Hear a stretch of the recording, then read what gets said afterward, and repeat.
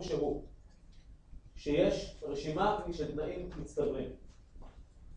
זה הערה שלי לשלב השמח, וזו דוגמה טובה. אתם יושבים עכשיו, הנה פשע בשלום, רשימת תנאים מצטברים, סנגור, היעדר עיבודים, היעדר סיבה מופתת. ואז אתה אומר לעצמך, כמו שלמדנו, אני עד שאני לא רואה תשובה עם שלושת התנאים האלה, זאת לא תהיה תשובה נכונה. ואם יהיה כתוב אף תשובה אינה נכונה, אני אסמן אף תשובה אינה נכונה, עד שאני לא אראה שלושה תנאים מצטברים בתשובה. לא מדויק. מדוע? כי לפעמים בשאלה כבר נתנו לכם בתור מקדמה את אחד התנאים, ואתם לא תחפשו אותו בתשובה. אם כתוב לך אינך מייצג, כמו שכתוב פה, או כתוב מהרשתך, אז אדוני, עורך דין כבר יש. זה אתה, תסתכל במראה. אל תחפש אותו בתשובות ובמסיחים. תסמן לעצמך שלושה תנאים, ייצוג, סנגור, היעדר עיבודים, היעדר סיבה מוצדקת. תגיד לעצמך בשלב השמח, בשאלה כבר יש סנגור, נשארו לי שני תנאים מצטברים, היעדר עיבודים והיעדר סיבה מוצדקת, ואותם אני מחפש. אז מה הדין? הדין הוא שאם יתקיימו שני תנאים, היעדר עיבודים והיעדר סיבה מוצדקת, אפשר יהיה להמשיך בדיון. ובואו נמשיך כבר לגזר הדין. מה יהיה בגזר הדין? אי אפשר יהיה, כי מדובר בפשע. אז לפחות עד הכרעת הדין אפשר יהיה להתקדם ללא הנאשם. בואו נראה את התשובות. א', לא ניתן לקיים את הדיון בהיעדרה של מרשתך, אלא אם מרשתך ביקשה זאת.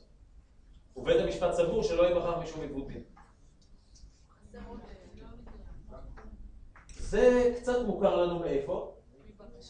מהנאשם המבקש. אבל כבר קטלגנו את השאלה הזאת כשאלה שמדברת על הנאשם המבריז. וראינו שזה מתאפשר. אז תשובה א' איננה נכונה.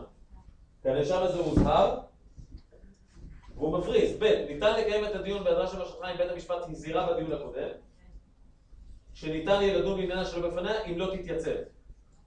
תשובה נכונה, חסר פה התנאים. כתוב פה ניתן, לא כתוב באילו תנאים. כתוב שאם הוא הוזהרה אפשר לעשות את זה, לא כתוב בתנאי אין עיבודים ואין סיבה מוצדקת, אבל בינתיים זאת התשובה הנכונה ביותר. יכול להיות שהיא תישאר הנכונה גם אחרי שנקרא את התשובות האחרות. ג', ניתן לקיים את הדיון בהיעדרה של מרשתך רק אם הודתה בכתב בכל העובדות הניתנות בכתב האישום, ולא טענה לקיומן של עובדות נוספות. שוב, מסיח טוב לבוחן, רע לנבחן. מה טוב במסיח ג'?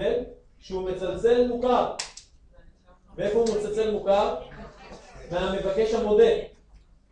זו שאלה קשה. מדוע היא שאלה קשה? כי הבוחן ישב פה שעות נוספות, ואמר, לא, אני לא הולך לכתוב פה תשובות, שטויות, אני הולך לכתוב 4 תשובות נכונות. כל אחת נכונה על מצב אחר.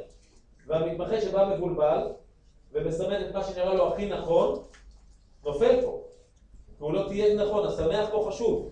עשית שמח ואמרת השאלה הזאת אל הנאשם המבריז, התשובה הזאת אל הנאשם המודה, אני לא מקבל אותה. תשובה ד', לא ניתן לקיים את הדיון בהיעדרה של מרשתך, שכן מדובר בעבירה מסוג פשע.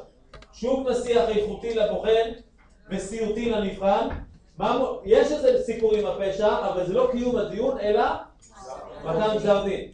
אז יש פה באמת שאלה שכל תשובה יכולה להפיל אותך, אבל אם אתה בא מוכן, אתה מסמן את תשובה ב', וזה גם מסביר לנו למה הבוחן הערמומי והנכלולי לא כתב את הסיבות. כי הנה לנו דוגמה למה שאמרתי לכם בפתיח, הוא לקח את 3 התשובות הלא נכונות והלביש אותם בגלימה יפה ומגועצת שעברה ניקוי יבש, ולקח את התשובה הנכונה ושם עליה סחבה ואמר לה תנסי ככה לגמגם שלא יסמנו אותה. זאת הייתה השליחות פה, אבל אם עשינו שמח אנחנו באים מוכנים, וזאת התשובה הנכונה. ראובן נאשם בעבירת פשע, נשפט בבית משפט השלום ומיוצג על ידי עורך דין.